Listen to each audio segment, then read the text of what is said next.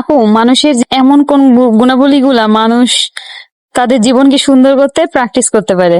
তাই god gifted না, সবার মধ্যে সবকিছু থাকে না, সব গুণাবলী থাকে না, কিন্তু তুমি যদি প্র্যাকটিস করো, তোমার যে যতটুকু আছে সেটা যদি তুমি স্কিল ডেভেলপ করো, তাহলে দেখবা যে তুমি সেটাকে আরো বেশি শানিত করতে পারছো।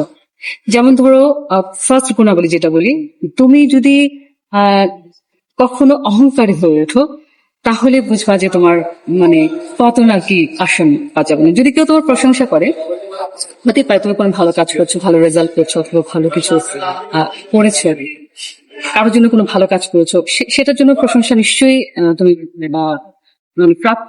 প্রশংসা তোমার কেউ করতেই পারে, সেটাকে তুমি এনজয় করো। হ্যাঁ, ঠিক আছে, প্রশংসাকে তুমি রিসিভ করো আর সুন্দরভাবে সেটাকে গ্রহণ করো, কিন্তু এই প্রশংসা যেন তোমাকে কখনো অহংকারী করে না হতো না, এটা সবসময় খেয়াল রাখতে হবে।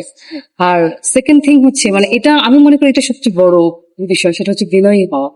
এই বিনয়ীটা আসলে মানুষকে অনেক শক্তিশালী করে তোলে। যে যত বেশি বিনয়ী, সে তত বেশি শক্তিশালী মানসিক দিক থেকে। তুমি যদি মানুষের জন্য কিছু করো, তাহলে দেখবে তুমি আরো বেশি শক্তিশালী করে উঠছো। আর বিনয়টা তোমাকে সেই মানসিক ভাবে শক্তি করার ক্ষেত্রে তোমাকে অনেক অনেক দূর নিয়ে যেতে পারে। আমি একটা কথা সবসময় বলি, সবাইকে বলি, আমার পরিচিত যারা রয়েছেন, যে বিনয় মানুষকে আসলে অনেক দূর নিয়ে যায়, বহু দূর নিয়ে যায়।